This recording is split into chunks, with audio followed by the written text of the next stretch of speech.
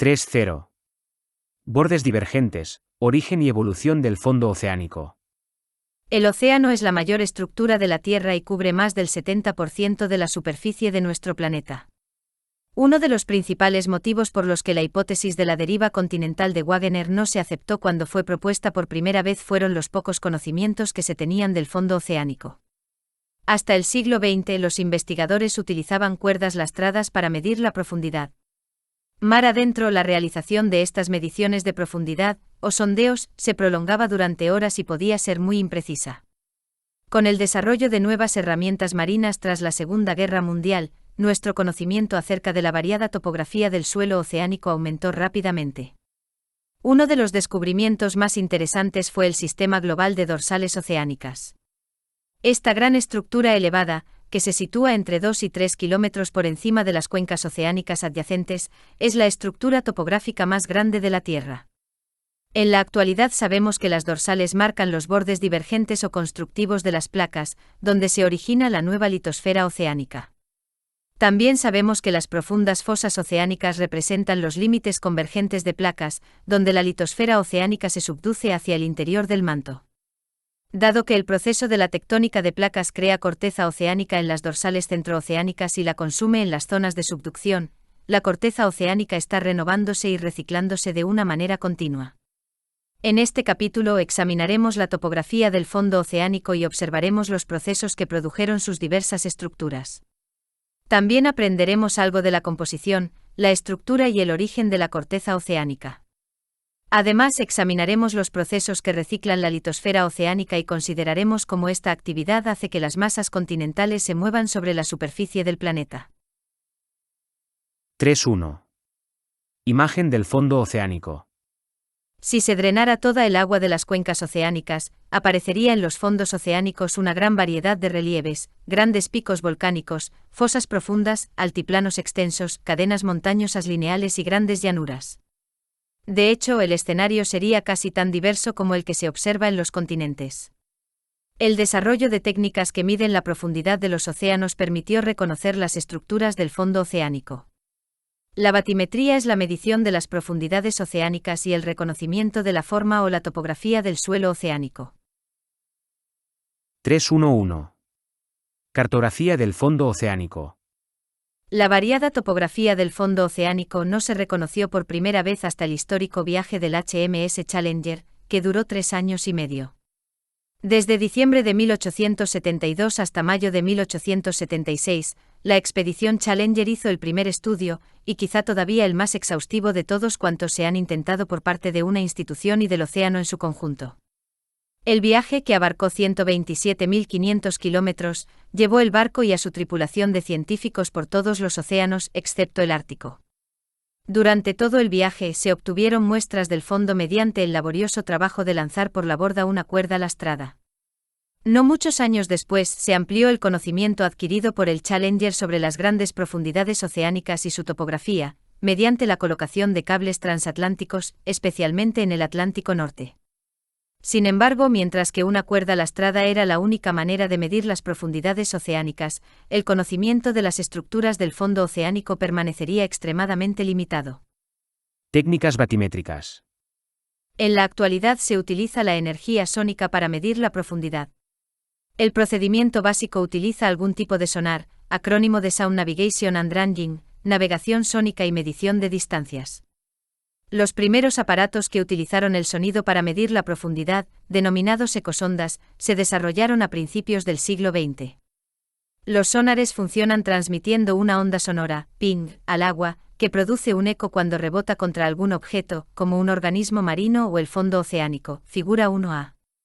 Un receptor intercepta el eco reflejado desde el fondo, y un reloj mide con precisión el tiempo transcurrido en fracciones de segundo. Conociendo la velocidad de desplazamiento de las ondas sonoras en el agua, unos 1500 metros por segundo, y el tiempo necesario para que un pulso de energía alcance el fondo oceánico y vuelva, puede establecerse la profundidad. Las profundidades determinadas mediante el control continuo de estos ecos permiten obtener un perfil continuo del fondo oceánico. Mediante la laboriosa combinación de los perfiles de varias secciones adyacentes, se puede obtener un mapa del fondo oceánico. Después de la Segunda Guerra Mundial, la Marina estadounidense desarrolló el sonar lateral para buscar minas y otros explosivos. Los instrumentos con forma de torpedo pueden remolcarse detrás del barco, donde emiten una señal de sonido en abanico que se extiende a ambos lados de la estela del barco. Mediante la combinación de las bardas de datos del sonar lateral, los investigadores produjeron las primeras imágenes parecidas a fotografías del fondo oceánico.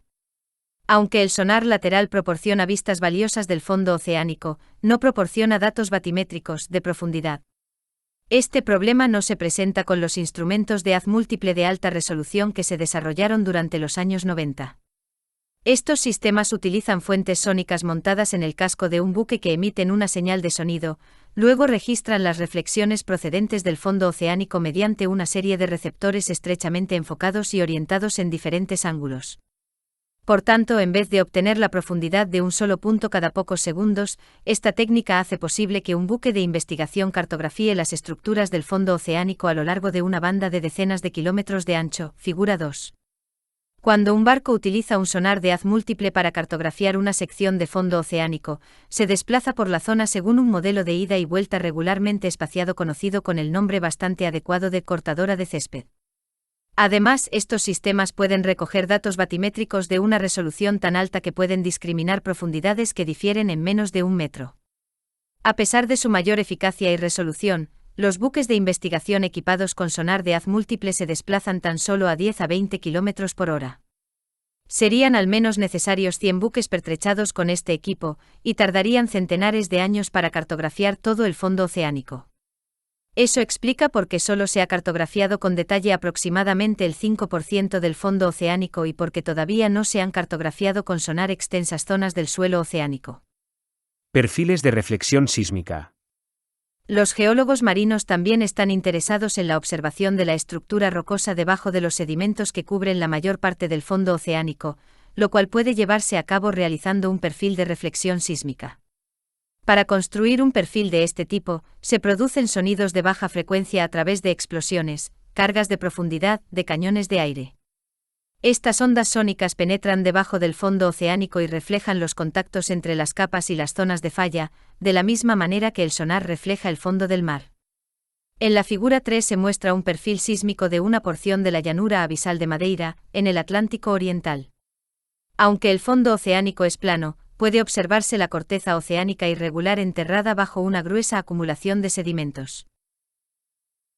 3.1.2. Observación del fondo oceánico desde el espacio. Otro avance tecnológico importante que ha conllevado un mayor conocimiento del suelo oceánico implica la medida de la forma de la superficie del océano desde el espacio. Después de compensar el oleaje, las mareas, las corrientes y los efectos atmosféricos, se descubrió que la superficie del agua no es perfectamente plana. Eso se debe al hecho de que la gravedad atrae el agua hacia las regiones donde se encuentran las estructuras masivas del fondo oceánico. Por consiguiente, las montañas y las dorsales producen zonas elevadas en la superficie oceánica y, por el contrario, los cañones y las fosas provocan ligeras depresiones.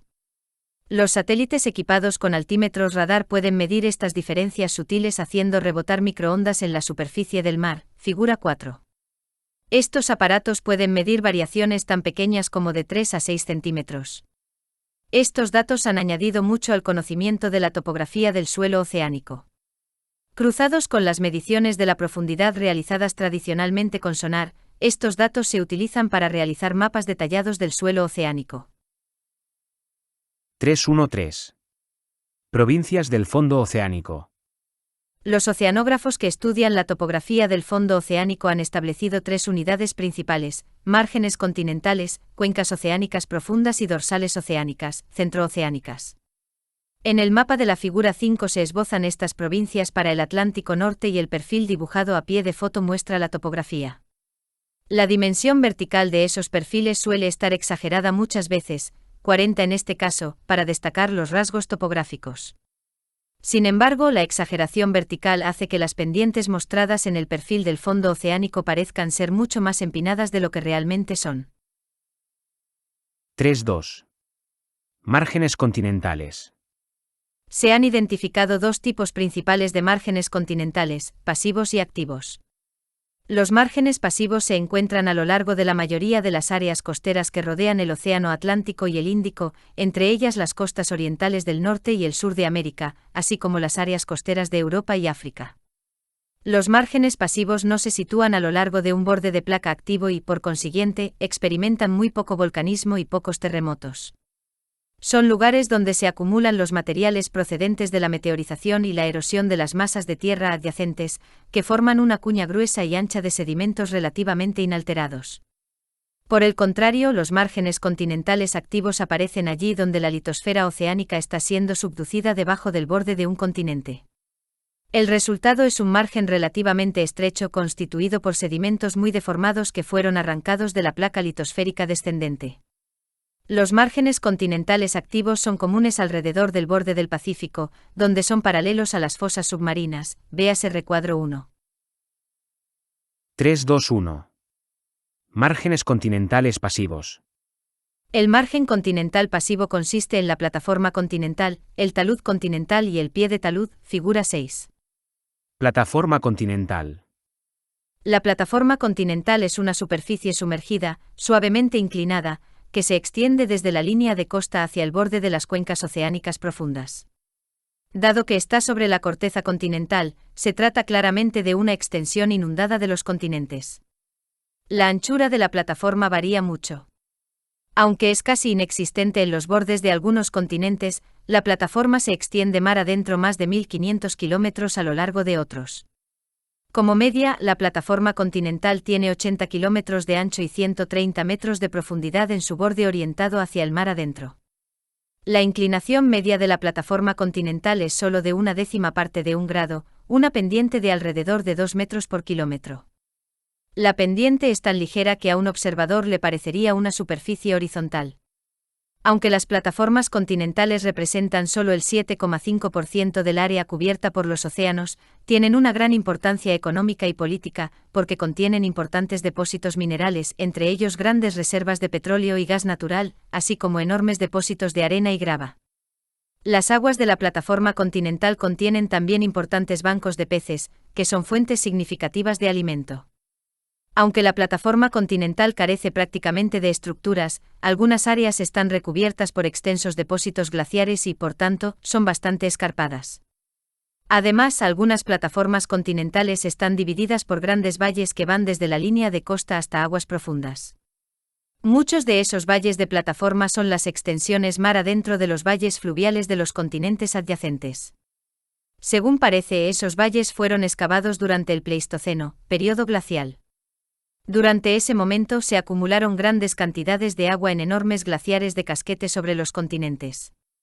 Esto produjo la bajada del nivel del mar en 100 metros o más, dejando al descubierto grandes áreas de las plataformas continentales. Debido a esta disminución del nivel del mar, los ríos alargaron sus cursos, y las plantas y los animales terrestres poblaron las partes recién descubiertas de los continentes. El dragado de la costa oriental de América del Norte ha permitido obtener restos de numerosos herbívoros, entre ellos mamuts, mastodontes y caballos, que se añaden a las pruebas de que partes de las plataformas continentales estuvieron en alguna ocasión por encima del nivel del mar. La mayoría de las plataformas continentales pasivas, como las situadas a lo largo de la costa oriental de Estados Unidos, están formadas por depósitos de aguas someras que pueden alcanzar varios kilómetros de grosor. Esos depósitos indujeron a los investigadores a concluir que estas grandes acumulaciones de sedimentos se producen a lo largo de un margen continental en subsidencia gradual. Talud continental. Delimitando el borde de la plataforma continental en dirección al mar se encuentra el talud continental, una estructura relativamente empinada, en comparación con la plataforma, que marca el límite entre la corteza continental y la corteza oceánica, véase figura 6. Aunque la inclinación del talud continental varía mucho de un lugar a otro, su media es de unos 5 grados, y en algunos lugares puede superar los 25 grados. Además, el talud continental es relativamente estrecho con una anchura media de solo unos 20 kilómetros. Pie de talud. En regiones donde no existen fosas, el talud continental empinado pasa a tener una inclinación más gradual, conocida como pie de talud o elevación continental. Aquí la pendiente tiene aproximadamente 1/3 de grado, o unos 6 metros por kilómetro. Mientras que la anchura media del talud continental es de unos 20 kilómetros, el pie de talud puede extenderse durante centenares de kilómetros hacia las cuencas oceánicas profundas. El pie de talud está formado por un grueso cúmulo de sedimentos que se movieron pendiente abajo desde la plataforma continental hacia los fondos oceánicos profundos. Los sedimentos van siendo enviados a la base del talud continental por corrientes de turbidez que descienden periódicamente por los cañones submarinos. Cuando estas corrientes de lodo surgen de la desembocadura de un cañón en el fondo oceánico relativamente plano, depositan sedimentos que forman un abanico submarino, figura 6. A medida que los abanicos de cañones submarinos adyacentes crecen, se unen lateralmente los unos a los otros y generan una cubierta continua de sedimentos en la base del talud continental que denominamos pie de talud. 3.2.2. Márgenes continentales activos. A lo largo de algunas costas, el talud continental desciende abruptamente hacia una fosa submarina. En esta situación, la pared de la fosa del lado continental y el talud continental son esencialmente la misma estructura. En estos lugares, la plataforma continental, si existe, es muy estrecha. Los márgenes continentales activos están localizados fundamentalmente alrededor del Océano Pacífico, en áreas donde la litosfera oceánica subduce por debajo del borde de los continentes, figura 7. En estos lugares se arrancan sedimentos del fondo oceánico y fragmentos de corteza oceánica procedentes de la placa oceánica descendente, que quedan adosados al borde del continente que cabalga sobre la placa oceánica. Esta acumulación caótica de sedimentos y fragmentos de corteza oceánica se denomina prisma de acreción. La subducción prolongada, junto con la acreción de sedimentos en el lado continental de la fosa, puede producir una gran acumulación de sedimentos a lo largo de un margen continental. Por ejemplo, a lo largo de la costa septentrional de la isla japonesa de Honshu se encuentra un gran prisma de acreción. En algunas zonas de subducción hay poca o ninguna acumulación de sedimentos, lo que indica que los sedimentos oceánicos están siendo transportados hacia el manto junto con la placa subducida. Estas zonas suelen ser regiones en las que la litosfera oceánica antigua está siendo subducida en una posición casi vertical hacia el interior del manto.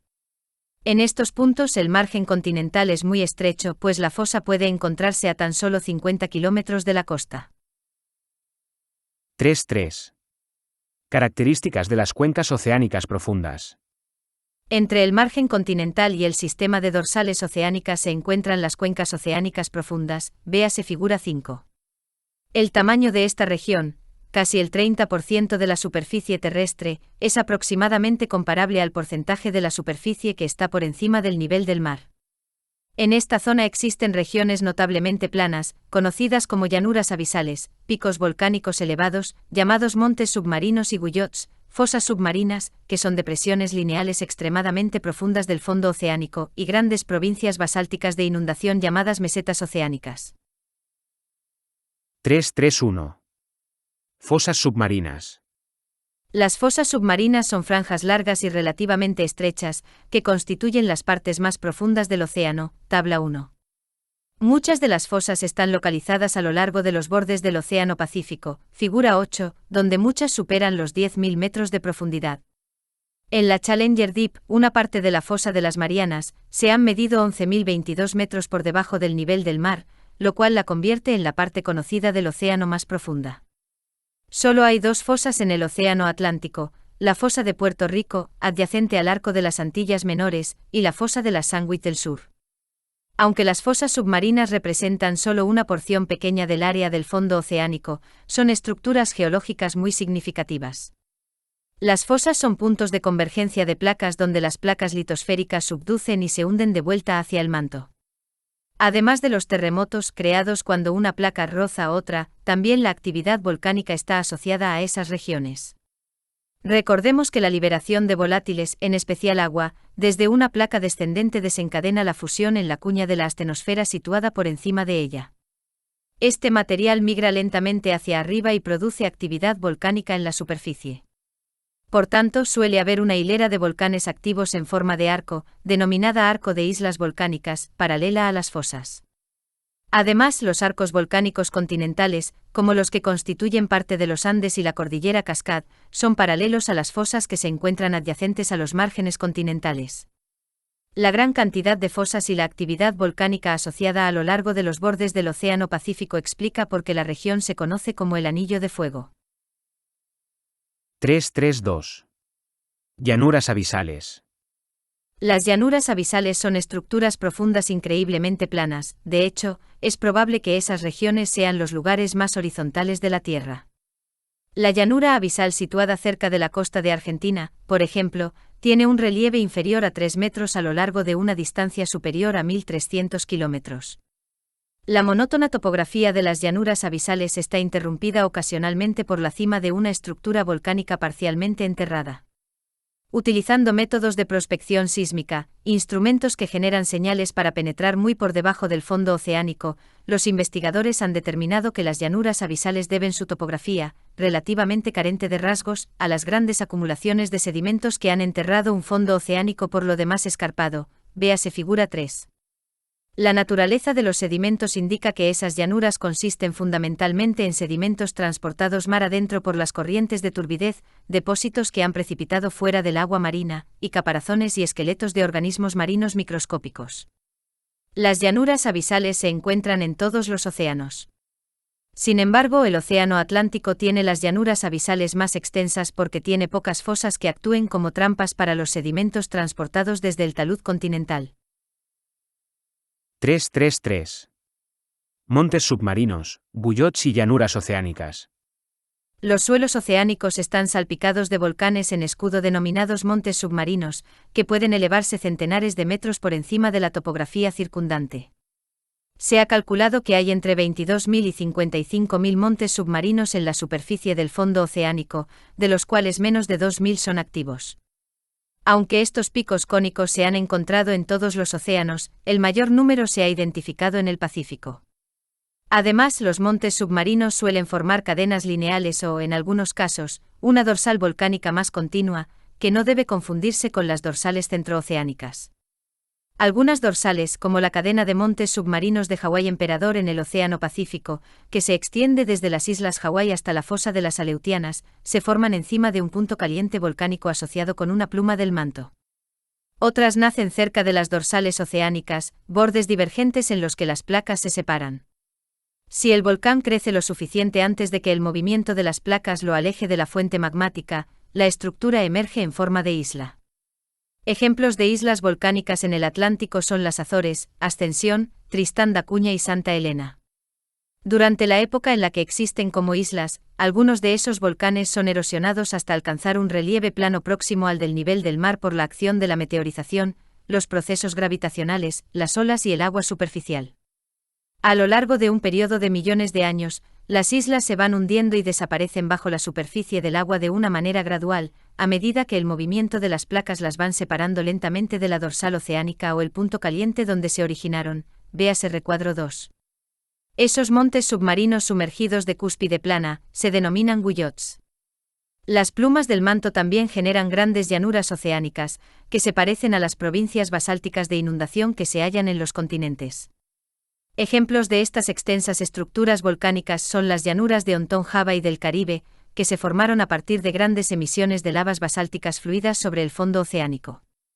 Por consiguiente, las llanuras oceánicas están compuestas, principalmente, de basaltos almohadillados y otras rocas máficas que en algunos casos superan los 30 kilómetros de grosor. 3.4. Anatomía de una dorsal oceánica. A lo largo de los bordes divergentes de placa bien desarrollados, el fondo oceánico se eleva, formando una prominencia denominada dorsal oceánica o dorsal centrooceánica.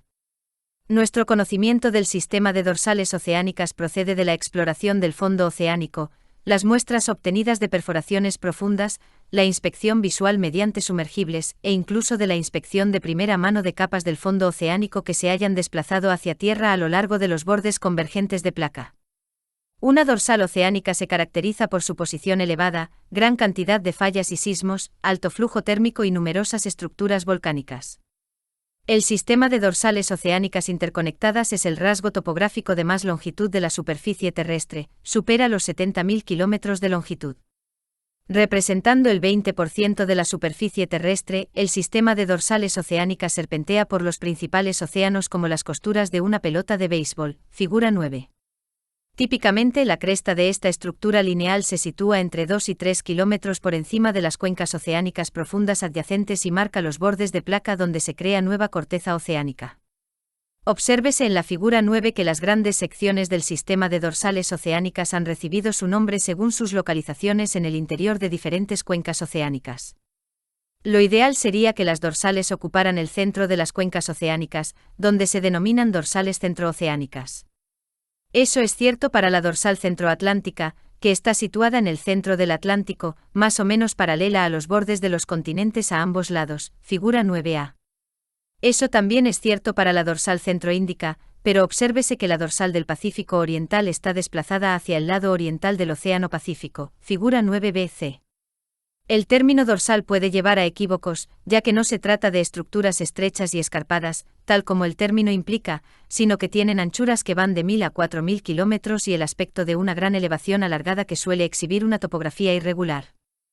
Además, en un examen atento de la figura 8 se observa que el sistema de dorsales está dividido en segmentos de entre unas pocas decenas y centenares de kilómetros de longitud. A pesar de que cada segmento es independiente del segmento adyacente e en general están conectados, el uno con el otro, a través de una falla transformante. Las dorsales oceánicas son tan altas como algunas montañas continentales y, por tanto, suelen describirse como estructuras de naturaleza montañosa. Sin embargo, la semejanza acaba ahí. Mientras la mayor parte de montañas continentales se forma cuando las fuerzas compresionales pliegan y metamorfosean gruesas secuencias de rocas sedimentarias a lo largo de los bordes convergentes de placa, las dorsales oceánicas se forman donde las fuerzas tensionales fracturan y separan la corteza oceánica. Las dorsales oceánicas están compuestas de capas y pilas de rocas basálticas recién formadas falladas según bloques alargados que ascienden isostáticamente. A lo largo del eje de algunos segmentos del sistema de dorsales oceánicas hay grandes fosas limitadas por fallas normales denominadas valles de Riff, figura 10.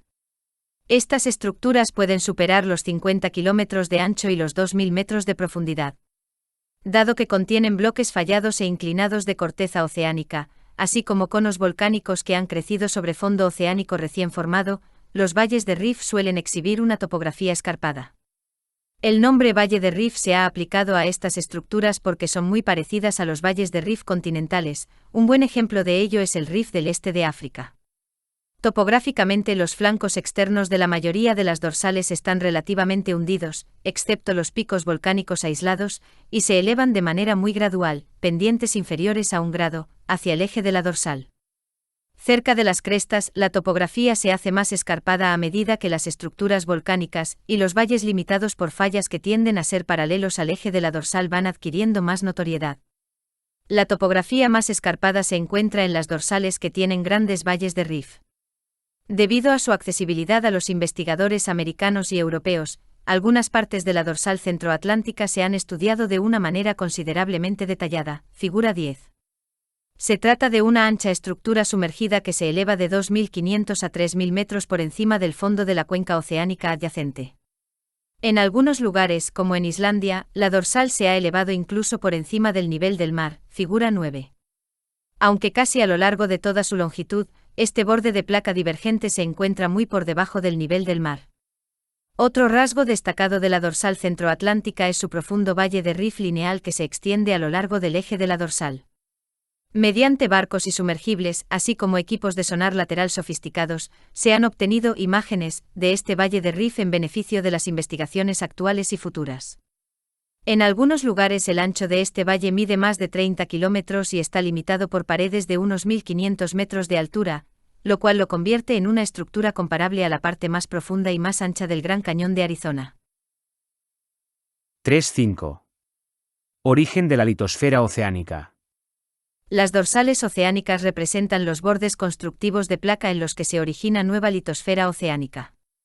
De hecho, el mayor volumen de magma, más del 60% del total de la producción anual de la Tierra, se genera a lo largo del sistema de dorsales oceánicas en asociación con la expansión del fondo oceánico.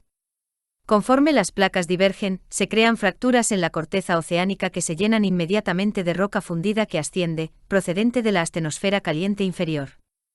Este material fundido se enfría lentamente y se convierte en roca sólida, produciendo nuevas capas de suelo oceánico. Este proceso tiene lugar una y otra vez y genera nueva litosfera que se aleja de la cresta de la dorsal a modo de cinta transportadora. 3.5.1. Expansión del fondo oceánico. Recordemos que Harry Hess, de la Universidad de Princeton, formuló el concepto de expansión del fondo oceánico a principios de los años 60. Más tarde los geólogos pudieron verificar el argumento de Hess de que se está produciendo expansión del fondo oceánico a lo largo de zonas relativamente estrechas, localizadas en las crestas de las dorsales denominadas zonas de rift. Ahí, bajo el eje de la dorsal donde las placas litosféricas se separan, las rocas calientes y sólidas del manto ascienden y sustituyen el material que se ha desplazado hacia los lados. Recordemos que a medida que la roca asciende, ésta experimenta una disminución de la presión de confinamiento y puede fundirse sin adición de calor. Este proceso, denominado fusión por descompresión, es la manera en que se genera el magma a lo largo del eje de la dorsal. La fusión parcial de las rocas del manto produce magma basáltico con una composición sorprendentemente uniforme a todo lo largo del sistema de dorsales. Este magma recién formado se separa de las rocas del manto de las que se deriva y asciende hacia la superficie en forma de lágrimas o plumas. Aunque la mayor parte de este magma se almacena en depósitos alargados, cámaras magmáticas, situados justo debajo de la cresta de la dorsal, el 10% acaba migrando hacia arriba a lo largo de fisuras y es expulsado en forma de coladas de lava sobre el fondo oceánico, figura 10. Esta actividad añade nuevas rocas basálticas a los bordes de placa de una manera continua, uniéndolas temporalmente. Estos enlaces solo se rompen al continuar la expansión. A lo largo de algunas dorsales, las emisiones de lavas bulbosas forman volcanes en escudo, montes submarinos sumergidos, así como dorsales alargadas. En otros lugares, las lavas muy fluidas crean una topografía más suave. Durante la expansión del fondo oceánico, el magma inyectado en las fracturas recién desarrolladas forma diques que se enfrían desde sus límites externos hacia el centro. Dado que los interiores cálidos de estos diques recién formados son débiles, la expansión continuada produce nuevas fracturas que tienden a separar estas rocas jóvenes más o menos por la mitad. Como consecuencia, se añade nuevo material a las dos placas divergentes por igual. Por consiguiente, crece nuevo suelo oceánico simétricamente a ambos lados de la cresta de la dorsal situada en el centro. De hecho, los sistemas de dorsales de los océanos Atlántico e Índico están localizados cerca de la mitad de esos volúmenes de agua y, por consiguiente, se denominan dorsales centrooceánicas. Sin embargo, la dorsal del Pacífico Oriental está situada bastante lejos del centro del Océano Pacífico. Pese a la expansión uniforme a lo largo de esta dorsal, gran parte de la cuenca del Pacífico que en alguna ocasión estuvo al este de este centro de expansión ha sido cabalgada por la migración hacia el este de las placas americanas. Las zonas de separación activas miden solo de 20 a 30 kilómetros de ancho aproximadamente y se caracterizan por las fallas y el volcanismo.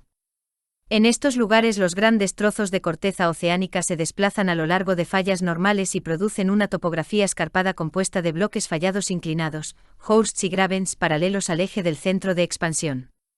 A lo largo de la mayoría de segmentos de la dorsal, las estructuras volcánicas también son prominentes. Sin embargo, la región de volcanismo activo parece estar limitada a una zona de menos de 10 kilómetros de ancho. Más allá de la zona activa de rift, las fallas y el volcanismo desaparecen y la corteza se vuelve rígida y estable. Cuando Harry Hess propuso por primera vez el concepto de expansión del fondo oceánico, se creía que la corriente ascendente del manto era una de las fuerzas conductoras de los movimientos de placas. Desde entonces, los geólogos han descubierto que la corriente ascendente a lo largo de la dorsal oceánica es un proceso pasivo. En otras palabras, la corriente ascendente del manto tiene lugar porque se crea espacio a medida que la litosfera oceánica se aleja horizontalmente del eje de la dorsal.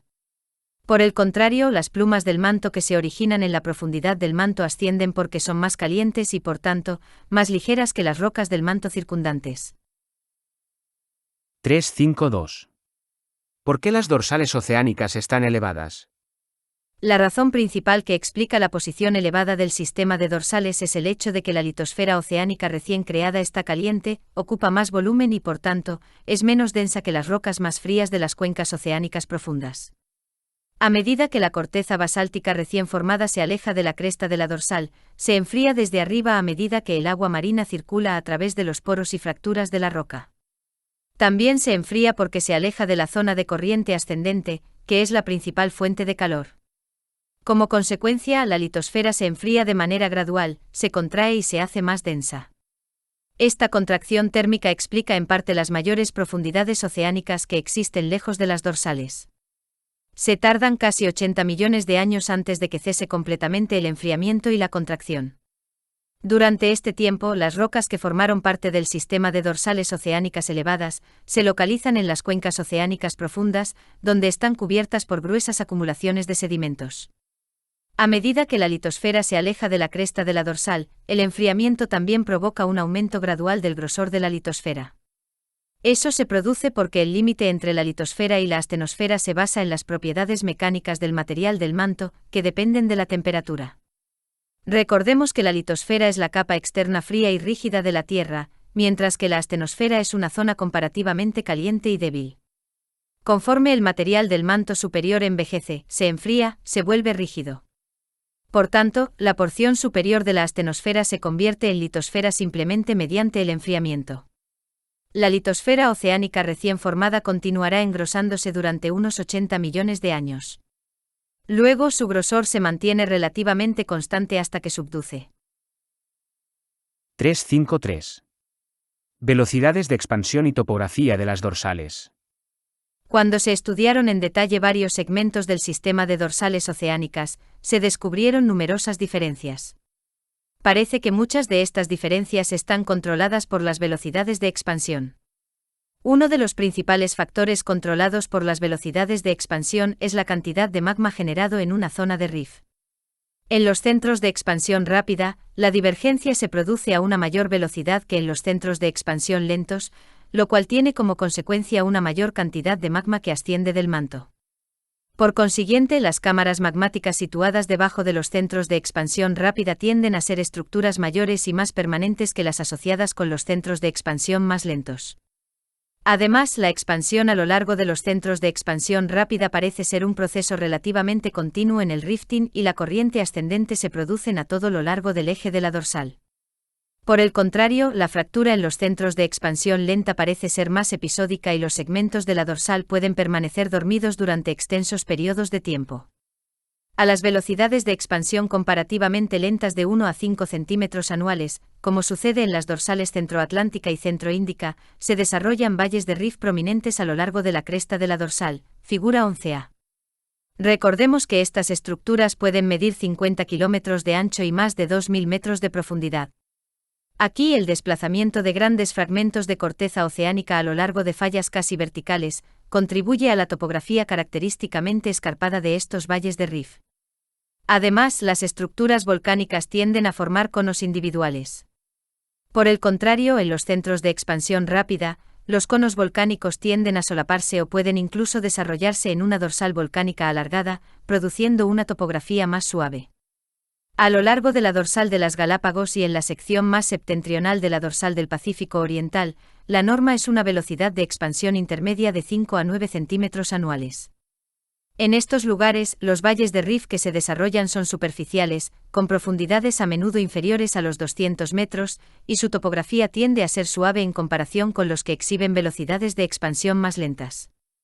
A velocidades de expansión más rápidas, más de 9 centímetros anuales, como las que se producen a lo largo de la mayor parte de la dorsal del Pacífico Oriental, no se desarrollan valles de rift centrales y la topografía es relativamente suave, figura 11b. Además, dado que la profundidad del océano depende de la edad del fondo oceánico, los segmentos de dorsal que exhiben velocidades de expansión más lentas tienden a presentar perfiles más escarpados que las dorsales con velocidades de expansión más rápidas, figura 12. 3.6. Estructura de la corteza oceánica. Uno de los aspectos más interesantes de la corteza oceánica es que su grosor y su estructura son destacadamente uniformes a todo lo largo de las cuencas oceánicas. Los sondeos sísmicos indican que tiene un grosor medio aproximado de solo 7 kilómetros. Además, está compuesta casi en su totalidad por una capa de la roca ultramáfica peridotita, que forma el manto litosférico. Aunque la mayor parte de la corteza oceánica se forma fuera del alcance de nuestra vista, muy por debajo del nivel del mar, los geólogos han podido observar la estructura del fondo oceánico. En localizaciones como Terranova, Chipre, Omán y California, fragmentos de la corteza oceánica han cabalgado por encima del nivel del mar. A partir de estos afloramientos, los investigadores concluyen que el fondo oceánico consiste en 4 capas distintas, figura 13. Capa 1. La capa superior está formada por una serie de sedimentos no consolidados. Capa 2. Bajo la capa de sedimentos hay una unidad rocosa compuesta principalmente de lavas basálticas que contienen abundantes estructuras en forma de almohada denominadas basaltos almohadillados. Capa 3. La capa rocosa intermedia está formada por numerosos diques interconectados con una orientación casi vertical, denominados complejo de diques. Capa 4. La unidad inferior está compuesta principalmente por gabros, el equivalente de grano grueso del basalto, que cristalizó en una cámara magmática debajo del eje de la dorsal. Esta secuencia de rocas se denomina complejo ofiolítico, figura 13. Del estudio de diversos complejos ofiolíticos y de datos relacionados, los geólogos han deducido el proceso de formación del fondo oceánico. 361. Formación de la corteza oceánica. Recordemos que el magma basáltico que migra hacia arriba para crear nueva corteza oceánica se origina a partir de la fusión parcial de las rocas del manto, peridotitas. La región de origen de este magma puede encontrarse más de 80 kilómetros por debajo del fondo oceánico. Al estar parcialmente fundido y ser menos denso que la roca sólida circundante, el magma se desplaza gradualmente hacia arriba y entra en una cámara magmática que se cree que mide menos de 10 kilómetros de ancho, y se sitúa solo 1 o 2 kilómetros por debajo de la cresta de la dorsal, figura 11. En los estudios sísmicos realizados a lo largo de la dorsal del Pacífico Oriental, se han identificado cámaras magmáticas a lo largo del 60% de la dorsal. Por tanto, estas estructuras parecen ser rasgos de alguna manera permanentes, al menos a lo largo de los centros de expansión rápidos. Sin embargo, a lo largo de los centros de expansión lentos, donde la velocidad de producción magmática es menor, parece que las cámaras magmáticas se forman de manera intermitente. Algunos investigadores han sugerido que la actividad volcánica es también más esporádica a lo largo de los centros de expansión lentos. Conforme la expansión del fondo oceánico progresa, se desarrollan numerosas fracturas verticales en la corteza oceánica situadas sobre estas cámaras magmáticas. La roca fundida se inyecta en el interior de estas fisuras, donde una parte se enfría y solidifica, y forma diques. Los nuevos diques intruyen en los diques antiguos, que todavía están calientes y son débiles, y forman diques en capas. Esta parte de la corteza oceánica suele medir de 1 a 2 kilómetros de grosor. Aproximadamente el 10% del magma que entra en las cámaras acaba siendo expulsado sobre el fondo oceánico. Dado que la superficie de una colada de lava submarina se enfría rápidamente gracias al agua marina, en raras ocasiones se desplaza más de unos pocos kilómetros antes de solidificarse por completo. El movimiento de avance se produce cuando la lava se acumula tras el borde solidificado y luego se abre paso. Este proceso se produce una y otra vez, a medida que se extruye el basalto fundido, de la misma manera que la pasta de dientes sale de un tubo que se apriete fuerte. El resultado son unas protuberancias en forma de tubo que parecen almohadas grandes, apiladas las unas encima de las otras, de ahí el nombre de basaltos almohadillados. En algunos lugares, las lavas almohadilladas pueden formar montones del tamaño de un volcán, parecidos a los volcanes en escudo pequeños, mientras que en otros lugares forman dorsales alargadas. Estas estructuras acabarán viendo interrumpido su suministro de magma a medida que son transportadas lejos de la cresta de la dorsal, a causa de la expansión del fondo oceánico. La unidad inferior de la corteza oceánica se desarrolla a partir de la cristalización en el interior de la propia cámara magmática central. Los primeros minerales que cristalizan son el olivino, el piroxeno y en algunas ocasiones la cromita, óxido de cromo. Este último puede descender atravesando el magma y forman una zona estratificada cerca del fondo del depósito. El magma restante tiende a enfriarse a lo largo de las paredes de la cámara y forma cantidades masivas de gabro de grano grueso. Esta unidad constituye la mayor parte de la corteza oceánica, donde puede representar hasta 5 de sus 7 kilómetros de grosor total. De este modo, los procesos que actúan a lo largo del sistema de dorsales generan toda la secuencia de rocas que se encuentran en un complejo ofiolítico. Puesto que las cámaras magmáticas se vuelven a rellenar periódicamente con magma fresco procedente de la astenosfera, la corteza oceánica se genera de manera continua. 362. Interacción entre el agua marina y la corteza oceánica. Además de servir como mecanismo para disipar el calor interno de la Tierra, la interacción entre el agua marina y la corteza basáltica recién formada altera tanto el agua marina como la corteza. Puesto que las coladas de lava submarinas son muy permeables y la corteza basáltica superior está muy fracturada, el agua marina puede penetrar hasta una profundidad de 2 kilómetros. Cuando el agua marina circula a través de la corteza caliente, se calienta y altera la roca basáltica mediante un proceso llamado metamorfismo hidrotermal, agua caliente. Esta alteración hace que la plagioclasa rica en calcio de los basaltos recién formados cambie el calcio por el sodio de la sal del agua marina. Además, los silicatos oscuros del basalto suelen alterarse y formar el mineral clorita. Además de alterar la corteza basáltica, también se modifica el agua marina. Cuando el agua marina caliente circula a través de la roca recién formada, disuelve los iones de silicio, hierro, cobre y otros metales procedentes de los basaltos calientes. Una vez el agua se ha calentado a varios centenares de grados Celsius, asciende ligeramente a lo largo de las fracturas y acaba siendo expulsada a la superficie, véase recuadro 3. En los estudios realizados con sumergibles a lo largo de la dorsal de Juan de Fuca, se fotografiaron estas soluciones ricas en metales cuando brotan del fondo oceánico y forman nubes llenas de partículas denominadas fumarolas negras. A medida que el líquido caliente, unos 350 grados, se mezcla con el agua marina fría, los minerales disueltos precipitan y forman depósitos masivos de sulfuros metálicos, algunos de los cuales son económicamente importantes. En algunas ocasiones, estos depósitos crecen hacia arriba y forman grandes estructuras en forma de chimenea. 3.7. Ruptura continental, el nacimiento de una nueva cuenca oceánica. El motivo por el que el supercontinente Pangea empezó a separarse hace casi 200 millones de años no se sabe con seguridad. Sin embargo, este acontecimiento sirve para ilustrar que quizás la mayoría de cuencas oceánicas empieza a formarse cuando un continente empieza a separarse. Este es claramente el caso del Océano Atlántico, que se formó cuando el continente americano se separó de Europa y África. También es cierto para el Océano Índico, que se desarrolló cuando África se separó de la Antártida y de India. 3.7.1. Evolución de una cuenca oceánica. El desarrollo de una nueva cuenca oceánica empieza con la formación de un rift continental, una depresión alargada en la que toda la litosfera se ha deformado.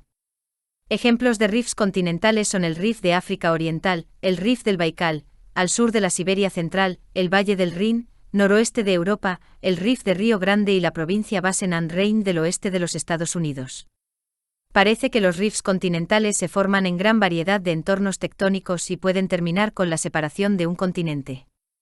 En los lugares en los que la ruptura continúa, el sistema de rift se convertirá en una cuenca oceánica joven y estrecha, como ejemplifica el Mar Rojo en la actualidad. Al final, la expansión del fondo oceánico tiene como resultado la formación de una cuenca oceánica madura limitada por bordes continentales. El Océano Atlántico es una estructura de este tipo. A continuación, observaremos este modelo de evolución de las cuencas oceánicas mediante ejemplos actuales que representen los varios estadios de la ruptura. Rift de África Oriental.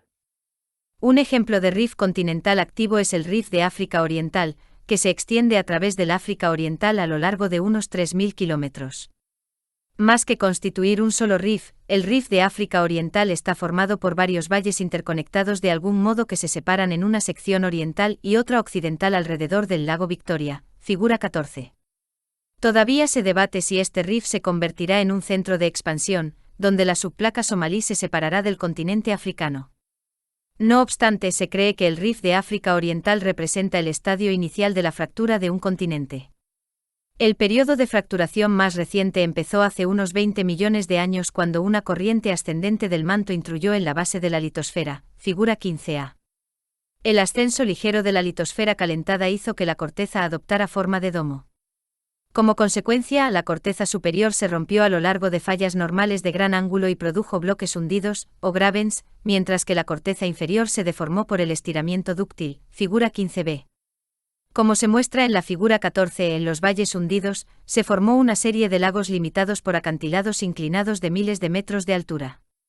Por tanto, este sistema de rifts continentales es muy parecido a los rifts que se encuentran a lo largo de los centros de expansión lentos, como la dorsal centroatlántica. En su fase de formación inicial, el magma generado a través de la fusión por descompresión de la pluma ascendente del manto intruye en la corteza. Una parte del magma migra a lo largo de las fracturas y es expulsado hacia la superficie. Esta actividad produce coladas extensas basálticas en el interior del rift, así como conos volcánicos, algunos de los cuales se forman a más de 100 kilómetros del eje del rift. Son ejemplos de ello el monte Kilimanjaro, que es el punto más elevado de África y se eleva casi 6.000 metros por encima de la llanura de Serengeti y el monte Kenia. Mar Rojo. Las investigaciones sugieren que si se mantienen las fuerzas tensionales, un valle de Rift se alargará y se hará más profundo, hasta que finalmente se extenderá y alcanzará el borde del continente y, de este modo, este quedará dividido en dos partes, figura 15c. En este punto el rift continental se transforma en un estrecho mar lineal con una desembocadura en el océano, similar al Mar Rojo. El Mar Rojo se formó cuando la península arábiga se separó de África, proceso que empezó hace unos 30 millones de años. Los escarpes de falla inclinados que se elevan hasta 3 kilómetros por encima del nivel del mar flanquean los bordes de esta masa de agua. Por tanto, los escarpes que rodean el Mar Rojo son parecidos a los acantilados que limitan el rift de África Oriental. Aunque el Mar Rojo solo alcanza profundidades oceánicas, hasta 5 kilómetros, en algunos puntos, las bandas magnéticas simétricas indican que ha tenido lugar una expansión del fondo oceánico durante los últimos 5 millones de años. Océano Atlántico. Si la expansión continúa, el Mar Rojo se ampliará y desarrollará una dorsal oceánica elevada parecida a la dorsal centroatlántica, figura 15d. Conforme se añade nueva corteza oceánica a las placas divergentes, los bordes continentales fracturados se alejan lentamente el uno del otro. Como consecuencia, los bordes continentales fracturados que habían estado situados encima de la región de la corriente ascendente se desplazan hacia el interior de las placas en crecimiento. Por consiguiente, a medida que la litosfera continental se aleja de la fuente de calor, se enfría, se contrae y se hunde. Con el tiempo, estos bordes continentales se hundirán por debajo del nivel del mar. Simultáneamente, el material erosionado de la masa continental adyacente se depositará encima de la topografía fallada del borde continental sumergido. Al final, este material se acumulará y formará una cuña de sedimentos relativamente poco modificados y rocas sedimentarias. Recordemos que los bordes continentales de este tipo se denominan bordes continentales pasivos. Ejemplos de bordes continentales pasivos rodean el Océano Atlántico, incluidos el norte y el sur de América, así como las zonas costeras del oeste de Europa y África. Puesto que los bordes pasivos no están asociados con los límites de placa, experimentan poco volcanismo y escasos terremotos. Recordemos, no obstante, que este no era el caso cuando estos bloques litosféricos componían los flancos de un rift continental. No todos los valles de rift continentales desarrollan centros de expansión completos.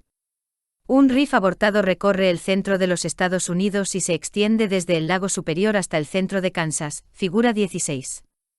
Este valle de rift, que había sido activo, está lleno de rocas volcánicas que fueron extruidas sobre la corteza hace más de 1.000 millones de años. Todavía se desconoce el motivo por el que un valle de rift desarrolla un centro de expansión activo mientras otros están abandonados. 372. Mecanismos de ruptura continental. Parece probable que existieron supercontinentes de manera esporádica durante el pasado geológico. Pangea, que fue el más reciente de ellos, constituía un supercontinente hace entre 450 y 230 millones de años, y se fraccionó poco después. Por tanto, los geólogos han llegado a la conclusión de que la formación de un supercontinente, seguida por la fragmentación continental, debe ser una parte integral de la tectónica de placas. Además, este fenómeno debe implicar un gran cambio en la dirección y la naturaleza de las fuerzas que conducen el movimiento de placas. En otras palabras, durante largos periodos de tiempo geológico, las fuerzas que producen los movimientos de las placas tienden a organizar los fragmentos de corteza en un solo supercontinente y luego cambian las direcciones y los dispersan de nuevo. Se han propuesto dos mecanismos de ruptura continental: las plumas de rocas calientes móviles que ascienden desde la profundidad del manto y las fuerzas que surgen de los movimientos de placas. Aunque se cree que las plumas del manto contribuyen a la separación de una masa continental, este mecanismo no parece ser de la magnitud suficiente para dispersar los fragmentos. Por tanto, las plumas del manto pueden actuar en tándem con otros mecanismos. Plumas del manto y puntos calientes. Recordemos que una pluma del manto está compuesta de rocas del manto más calientes de lo normal, con un extremo en forma de hongo de centenares de kilómetros de diámetro, unido a un conducto largo y estrecho. Cuando el extremo de la pluma se aproxima a la base de la litosfera fría, se expande hacia los lados. La fusión por descompresión en el interior del extremo de la pluma genera grandes volúmenes de magma basáltico que asciende y provoca el volcanismo en la superficie. El resultado es una región volcánica, denominada punto caliente, que puede tener un diámetro de hasta 2.000 kilómetros. Las investigaciones sugieren que las plumas del manto tienden a concentrarse debajo de un supercontinente porque, una vez unida, una gran masa continental forma una manta aislante que atrapa el calor del manto. El consiguiente aumento de la temperatura conduce a la formación de plumas del manto que sirven como mecanismos de disipación del calor. Se pueden obtener pruebas del papel que las plumas del manto representan en la fragmentación continental en los bordes continentales pasivos, antiguos puntos de ruptura. En varias regiones de ambos lados del Atlántico, la ruptura continental estuvo precedida por el ascenso de la corteza y erupciones masivas de lava basáltica.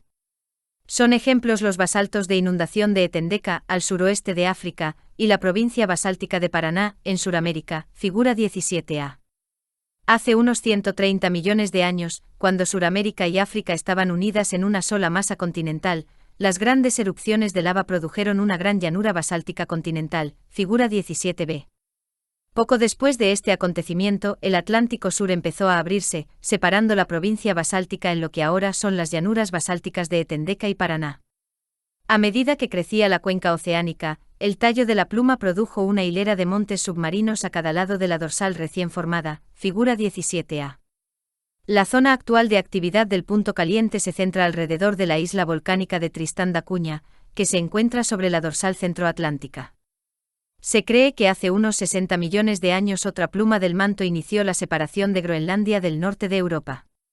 Las rocas volcánicas asociadas con esta actividad se extienden desde el este de Groenlandia hasta Escocia. En la actualidad el punto caliente asociado con este acontecimiento se encuentra debajo de Islandia.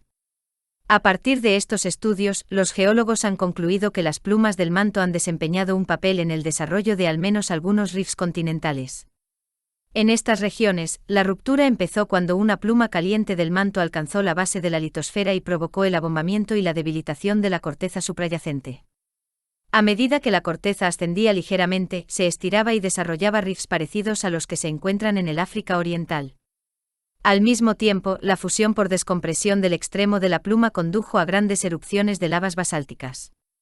Tras estos episodios de actividad ígnea, empezó a abrirse una cuenca oceánica. El mecanismo de ruptura propuesto es el deslizamiento por gravedad asociado con el levantamiento provocado por la pluma del manto. Es importante observar que no todo el volcanismo de puntos calientes conduce a la ruptura. Por ejemplo, las grandes erupciones de lavas basálticas que constituyen los basaltos del río Columbia en el noroeste del Pacífico, así como los de Siberia, no están asociadas con la fragmentación de un continente. Además, aunque el levantamiento y el deslizamiento por gravedad pueden ser producidos por la cabeza de la pluma, los tallos de la pluma son considerablemente menores y no se cree que desempeñen un papel importante en el movimiento de placas. Por tanto, aunque las plumas del manto pueden dar inicio a la ruptura, es improbable que provoquen la dispersión de los fragmentos. Por tanto, deben intervenir otras fuerzas. Arrastre y succión de las placas. Existe el acuerdo general de que las fuerzas tensionales, que tienden a alargar o separar las rocas, son necesarias para que un continente se fragmente. Pero, ¿cómo se originan estas fuerzas? Recordemos que la corteza oceánica antigua subduce debido a que es más densa que la astenosfera subyacente. Es decir, se hunde a causa de su flotabilidad negativa. Los objetos con una flotabilidad positiva flotan como un trozo de madera en el agua, mientras que los objetos con una flotabilidad negativa se hunden.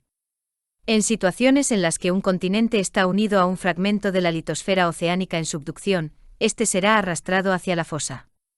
Sin embargo, los continentes se extienden por encima de gruesas secciones de manto litosférico. Como consecuencia, tienden a resistirse a ser remolcados, lo cual crea esfuerzos tensionales que estiran y adelgazan la corteza.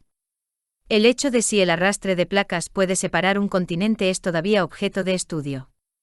Quizá otros factores, entre los cuales se cuentan la presencia de puntos calientes o zonas de fragilidad, como una gran zona de falla, pueden contribuir a la ruptura. Los investigadores han sugerido que durante la fragmentación de Pangea, el continente americano se separó de Europa y África como consecuencia de otra fuerza, la succión de las placas. Recordemos que cuando una capa oceánica fría se hunde, hace que la fosa avance hacia el lado oceánico o vuelva atrás, lo cual crea una corriente en la astenosfera que arrastra la placa suprayacente hacia la fosa que se retira, figura 18. Durante la fragmentación de Pangea, una zona de subducción se extendía a todo lo largo del borde occidental del continente americano. A medida que se desarrollaba esta zona de subducción, la fosa se retiraba lentamente en dirección oeste hacia el centro de expansión situado en el Pacífico. Los restos actuales de esta zona de subducción son, entre otros, la fosa Perú-Chile, la fosa centroamericana y la zona de subducción Cascadia, véase figura 8. La succión de las capas a todo lo largo del borde occidental del continente americano pueden haber proporcionado las fuerzas tensionales que fragmentaron Pangea. En resumen, la ruptura continental se produce cuando una masa continental se encuentra bajo tensión, que tiende a alargar y adelgazar la litosfera. Los puntos calientes que debilitan y elevan la corteza pueden ayudar a este mecanismo. 3.8. Destrucción de la litosfera oceánica. Aunque en los bordes divergentes de placa se produce nueva litosfera de manera continua, el área de la superficie terrestre no aumenta. Para equilibrar la cantidad de litosfera recién creada, debe producirse un proceso por el que se destruyan las placas. Recordemos que eso ocurre a lo largo de los bordes convergentes, también denominados zonas de subducción. En muchos puntos la litosfera oceánica es más densa que la astenosfera subyacente y por tanto, se hundirá cuando se dé la oportunidad. Por el contrario, la litosfera con corteza continental es demasiado ligera para subducir. Cuando una masa continental forma parte de una placa oceánica en subducción, es arrastrada hacia la fosa. Al final entra en la fosa y tapa el sistema, provocando el cese de la subducción. 3.8.1. ¿Por qué la litosfera oceánica subduce? El proceso de la subducción de placas es complejo, y el destino final de las placas subducidas es todavía objeto de debate. Lo que se conoce con cierta seguridad es que una capa de litosfera oceánica subduce porque su densidad total es mayor que la del manto subyacente. Recordemos que cuando a lo largo de una dorsal se forma corteza oceánica, esta es caliente y ligera, lo cual hace que la dorsal se eleve por encima de las cuencas oceánicas profundas.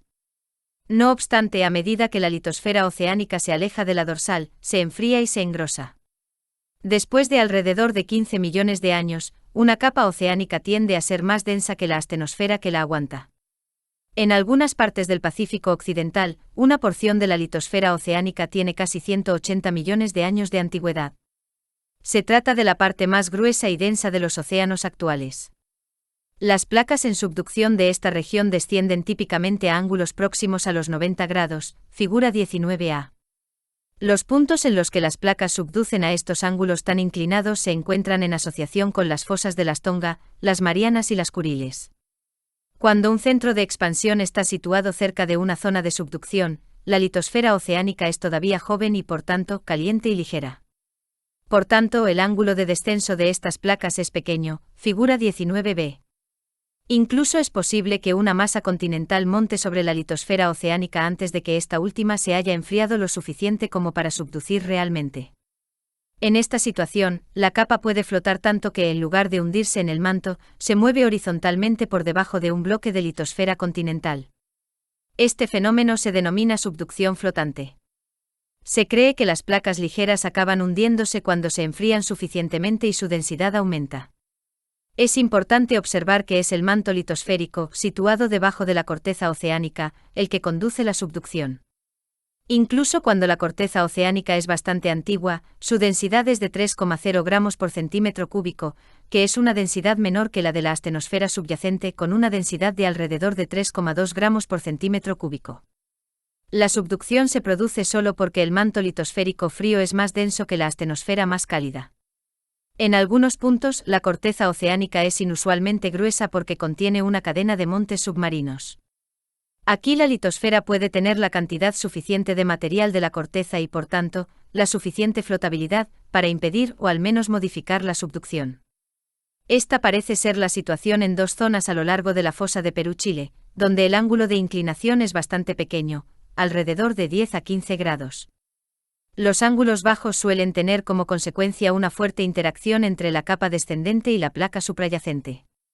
Por consiguiente, estas regiones experimentan grandes y frecuentes terremotos. Se ha determinado que las unidades de corteza oceánica inusualmente gruesas, cuyo grosor supera los 30 kilómetros, probablemente no subducirán. Un ejemplo es la llanura de Onton Java, que es una llanura basáltica oceánica gruesa situada en el Pacífico Occidental. Hace unos 20 millones de años, esta llanura alcanzó la fosa que constituía el límite entre la placa del Pacífico en subducción y la placa australiano-índica suprayacente. Aparentemente demasiado ligera para subducir, la llanura de Ontonjava obstruyó la fosa e interrumpió la subducción en este punto. Consideraremos lo que acaba pasándoles a estos fragmentos de la corteza que son demasiado ligeros para subducir en el capítulo siguiente. 3.8.2. Placas en subducción, la desaparición de una cuenca oceánica. Mediante las anomalías magnéticas y las zonas de fractura del fondo oceánico, los geólogos empezaron a reconstruir el movimiento de las placas durante los últimos 200 millones de años. A partir de este trabajo descubrieron que algunas partes, o incluso la totalidad de las cuencas oceánicas, han sido destruidas a lo largo de las zonas de subducción. Por ejemplo, obsérvese que durante la fragmentación de Pangea, la placa africana rota y se mueve hacia el norte. Al final, el borde septentrional de África colisiona con Eurasia. Durante este acontecimiento, el suelo del océano intermedio de Tetis fue consumido casi por completo en el manto, dejando atrás solo un pequeño resto, el mar Mediterráneo. Las reconstrucciones de la fragmentación de Pangea también ayudaron a los investigadores a comprender la desaparición de la placa de Farallón, una gran placa oceánica que había ocupado gran parte de la cuenca del Pacífico Oriental. Antes de la fragmentación, la placa de Farallón, junto con una o dos placas menores, se encontraban en el lado oriental de un centro de expansión situado cerca del centro de la cuenca del Pacífico. Un resto actual de este centro de expansión, que generó las placas de Farallón y del Pacífico, es la dorsal del Pacífico Oriental. Hace unos 180 millones de años, el continente americano empezó a ser impulsado en dirección oeste por la expansión del fondo oceánico del Atlántico. Por tanto, los límites convergentes de placa que se formaron a lo largo de las costas occidentales del norte y el sur de América, migraron de manera gradual hacia el oeste en relación con el centro de expansión situado en el Pacífico. La placa de Farallón, que subducía por debajo del continente americano más rápidamente de cómo se generaba, se hizo cada vez más pequeña, figura 20. A medida que disminuía su superficie, se rompía en fragmentos más pequeños, algunos de los cuales subdujeron por completo. Los fragmentos restantes de lo que había sido la enorme placa de Farallón son ahora las placas de Juan de Fuca, de Cocos y de Nazca. Conforme la placa de Farallón se encogía, la placa del Pacífico se agrandaba, invadiendo las placas americanas. Hace alrededor de 30 millones de años, una sección de la dorsal del Pacífico Oriental colisionó con la zona de subducción que antes se había extendido en la costa de California, figura 20b. Cuando este centro de expansión subdujo hacia el interior de la fosa de California, estas estructuras se destruyeron mutuamente y fueron sustituidas por un sistema de fallas transformantes recién generado, que da cabida al movimiento diferencial entre las placas de Norteamérica y el Pacífico. A medida que la dorsal subducía más, el sistema de fallas transformantes, que ahora llamamos falla de San Andrés, se propagaba a través del oeste de California, figura 20. Más al norte, un acontecimiento similar generó la falla transformante de la Reina Charlota. Por consiguiente, gran parte del borde actual entre las placas del Pacífico y de Norteamérica se extiende a lo largo de las fallas transformantes situadas en el interior del continente. En Estados Unidos, excepto Alaska, la única parte restante del extenso borde convergente que antes se extendía a todo lo largo de la costa occidental es la zona de subducción de Cascadia. Ahí, la subducción de la placa de Juan de Fuca ha generado los volcanes de la cordillera Cascade. En la actualidad, el extremo meridional de la falla de San Andrés conecta con un centro de expansión joven, una extensión de la dorsal del Pacífico Oriental, que generó el Golfo de California. A causa de este cambio en la geometría de la placa del Pacífico ha capturado un fragmento de Norteamérica, la península Baja, y la está transportando en dirección noroeste hacia Alaska a una velocidad aproximada de 6 centímetros anuales. 3.9. Apertura y cierre de cuencas oceánicas, el ciclo del supercontinente. Los geólogos están seguros de que la tectónica de placas ha actuado durante los últimos 2.000 millones de años y quizá incluso durante más tiempo. Las preguntas que se plantean son, ¿qué había antes de Pangea y qué depara el futuro? Pangea fue el supercontinente más reciente, pero no el único que existió en el pasado geológico. Podemos tener alguna noción de qué había antes de Pangea si observamos más detenidamente el destino de este supercontinente. Recordemos que Pangea empezó a fragmentarse hace unos 180 millones de años y que los fragmentos todavía se están dispersando en la actualidad. Los fragmentos de la corteza procedentes de la fragmentación de Pangea ya han empezado a unirse de nuevo para formar un nuevo supercontinente, como demuestra la colisión de India con Asia. La idea de que la ruptura y la dispersión de un supercontinente va seguida por un largo periodo, durante el cual los fragmentos se reúnen de manera gradual en un nuevo supercontinente con una configuración distinta, se denomina ciclo supercontinental. Observaremos la fragmentación de un supercontinente anterior y su reunión en Pangea como una manera de examinar el ciclo supercontinental. 391. Antes de Pangea. Los movimientos de placas que provocaron la fragmentación y la dispersión de Pangea están bien documentados. Las fechas en las que los fragmentos individuales de corteza se separaron los unos de los otros pueden calcularse a partir de las anomalías magnéticas que quedaron en el fondo oceánico recién formado. Sin embargo, esta técnica no puede emplearse para reconstruir acontecimientos anteriores a la fragmentación de Pangea porque gran parte de la corteza oceánica anterior a este periodo de tiempo ha subducido.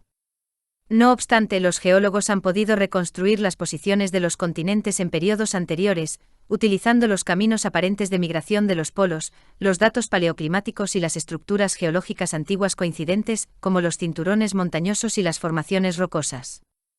El supercontinente bien documentado más antiguo, Rodinia, se formó hace unos 1000 millones de años. Aunque todavía se está investigando su reconstrucción, está claro que Rodinia tenía una configuración muy distinta a la de Pangea, figura 21a. Durante el periodo comprendido entre los 750 y los 550 millones de años, este supercontinente se separó y los fragmentos se dispersaron. Algunos de los fragmentos acabaron reuniéndose y produjeron una gran masa continental situada en el hemisferio sur y llamada Gondwana. Gondwana estaba formada principalmente por lo que en la actualidad son Suramérica, África, India, Australia y la Antártida, figura 21b. También se formaron otros 3 fragmentos continentales menores cuando Rodinia se separó: Laurentia, Norteamérica y Groenlandia, Siberia, Asia septentrional y Báltica, Europa noroccidental. Después, un pequeño fragmento denominado Avalonia, Inglaterra y parte de Francia y España, se separó de Gondwana. Los continentes de Laurentia, Siberia, Báltica y Avalonia empezaron a colisionar hacia alrededor de 430 millones de años y formaron una masa continental situada sobre el ecuador, mientras que el continente meridional de Gondwana permanecía sobre el polo sur, figura 21c. Pangea empezó a tomar forma durante los 100 millones de años siguientes, a medida que Gondwana migraba hacia el norte y colisionó con Laurentia y Báltica. Conforme el supercontinente en desarrollo se desplazaba hacia el norte, fragmentos menores se añadieron a Eurasia, Báltica y Siberia, y Suramérica se incrustó en Norteamérica, Laurentia. Hace unos 230 millones de años, el supercontinente de Pangea estaba casi completamente formado, figura 21d. Varios bloques de la corteza, que hoy constituyen gran parte del sureste de Asia, nunca formaron parte de Pangea. Antes incluso de que se añadieran los últimos fragmentos de corteza a Pangea, Norteamérica y África empezaron a separarse. Este acontecimiento marca el inicio de la fragmentación y la dispersión de este supercontinente recién formado. 392. La tectónica de placas en el futuro. Los geólogos también han extrapolado los movimientos de las placas actuales en el futuro. En la figura 22 se ilustra dónde pueden estar las masas continentales terrestres dentro de 50 millones de años, si los movimientos actuales de las placas persisten durante este intervalo de tiempo. En Norteamérica observamos que la península baja y la porción del sur de California situada al oeste de la falla de San Andrés se deslizarán más allá de la placa norteamericana. Si esta migración hacia el norte se produce, Los Ángeles y San Francisco se cruzarán en unos 10 millones de años, y dentro de aproximadamente 60 millones de años Los Ángeles empezará a descender hacia el interior de la fosa de las Aleutianas. Si África continúa en un camino hacia el norte, colisionará con Eurasia, cerrará el Mediterráneo y dará inicio a un gran episodio de formación de montañas, figura 22. En otras partes del mundo, Australia se situará sobre el ecuador y, junto con Nueva Guinea, estará en una trayectoria de colisión con Asia. Entretanto, el norte y el sur de América empezarán a separarse, mientras que los océanos Atlántico e Índico continuarán creciendo a expensas del Océano Pacífico. Unos pocos geólogos han especulado incluso sobre la naturaleza del globo dentro de 250 millones de años. Como se muestra en la figura 23, el próximo supercontinente se formará como consecuencia de la subducción del fondo del Océano Atlántico, que provocará la colisión de las dos Américas con la masa continental de Eurasia y África. El posible cierre del Océano Atlántico viene respaldado por un acontecimiento similar cuando el Protoatlántico se cerró y formó las montañas Apalaches y Caledónicas. Durante los próximos 250 millones de años, Australia también está destinada a colisionar con el sureste asiático. Si este escenario es preciso, la dispersión de Pangea acabará cuando los continentes se reorganicen en el siguiente supercontinente. Tales proyecciones, aunque son interesantes, deben observarse con un escepticismo considerable porque muchas suposiciones deben ser correctas para que estos acontecimientos sucedan como se acaba de describir. Sin embargo, los cambios igualmente profundos en las formas y las posiciones de los continentes ocurrirán sin duda durante muchos centenares de millones de años en el futuro. Solo después de que se haya perdido mucha más cantidad del calor interno de la Tierra cesará el motor que produce los movimientos de las placas.